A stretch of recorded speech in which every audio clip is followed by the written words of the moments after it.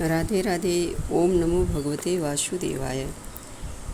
आज हम निर्जला एकादशी के बारे में बात करेंगे। इस वीडियो में हम सभी निर्जला एकादशी कब है, उसका पारण कब है, उसकी क्या कथा है, इस पर हम चर्चा करेंगे।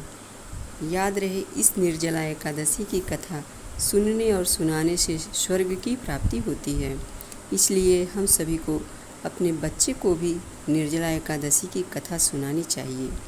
ज्येष्ठ मास के शुक्ल पक्ष की एकादशी को किस नाम से जाना जाता है, उसकी कथा क्या है, उसका महत्व क्या है। धर्मराज ने भगवान कृष्ण से ऐसा पूछा तो भगवान श्री कृष्ण ने क्या कहा। ज्येष्ठ मास के शुक्ल पक्ष की एकादशी का नाम निर्जला एकादशी है और यह बहुत ही पुण्यदायक है। जो भी जीव निर्जला एकादशी का व्रत करता है उसका फल जानते हो क्या है। अपने से पूर्व की 100 पीढ़ियों को तार देता है और अपने बाद की 100 पीढ़ियों को तारने का सामर्थ्य रखता है। यह निर्जला एकादशी का व्रत है। इस निर्जला एकादशी को भीमसेनी एकादशी भी कहा जाता है। एक बार पांडवों के समीप वेदों के मर्मज्ञ पुराणों के रचयिता ऋषि श्रेष्ठ श्री वेदव्यास महाराज जी आए हुए थे। उस समय धर्मराज से सत्संग करते हुए वेदव्यास महाराज जी ने कहा, मनुष्य जीवन प्राप्त करने के बाद कृष्ण पक्ष और शुक्ल पक्ष की एकादशियों पर मनुष्य को अन्न का त्याग करना चाहिए। प्रयासरत होकर उसे अन्न का त्याग करना चाहिए। प्रयासरत होकर उसे अन्न का स्वीकार नहीं होना चाहिए। वहाँ भी भीमसेन और वृकोदर थे तो भीमसेन ने कहा, प्रभु मैं आपको नमन करता हूँ। मैंने देखा है कि मेरी माँ, मेरे भाई और द्रौपदी अन्न ग्रहण नहीं करते हैं, परंतु मेरे से व्रत नहीं रहा जाता। मैं बिना भोजन के नहीं रह सकता। तब वेदव्यास जी ने कहा, भीम, प्रयासरत होकर हमको एकादशी के दिन अन्न ग्रहण नहीं करना चाहिए। शुक्ल पक्ष और कृष्ण पक्ष की एकादशी को प्रयास इस बात का करें कि हम इस दिन अन्न ग्रहण न करें। उन्होंने कहा, प्रभु आप जो कह रहे हैं वो सब सही है, पर मेरे अंदर में जो है वह मैं। भीम ने कहा, मेरे अंदर जो वक्र नाम की अग्नि है जिसके कारण मैं भूखा नहीं रह सकता, अब कोई ऐसा उपाय बताओ, मैं इतने दिन तो भूखा नहीं रहूँगा जिससे मेरा भी कल्याण हो जाए।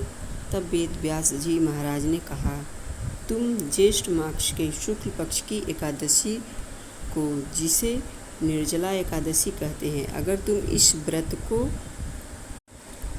व्रत को करोगे तो एक ही व्रत से तुम्हें समस्त एकादशियों का फल प्राप्त हो जाएगा। तो कैसे रहना है चाहिए तुम्हें? ब्रह्म मुहूर्त में उठना चाहिए, स्नान करना चाहिए, स्नान के बाद संकल्प करना चाहिए और फिर लक्ष्मी नारायण का पूजन करना चाहिए। प्रयासरत यह रहे कि उस दिन जल भी न ग्रहण करें। कई लोग पूछते हैं कि जल बिल्कुल भी न ले। इसमें जो हम लोग आदि के बाद, शौच आदि के बाद जो कुल्ला करते हैं और वह हाँकते हैं और भोजन आदि बार जो आचमन करते हैं, उसके बाद हमें जल ग्रहण नहीं करना चाहिए। इसे पूरा निर्जला एकादशी का व्रत कहते हैं और इसमें नारायण भगवान की प्रिया की पूजा करनी चाहिए। इस दिन ज़्यादा से ज़्यादा भजन करना चाहिए।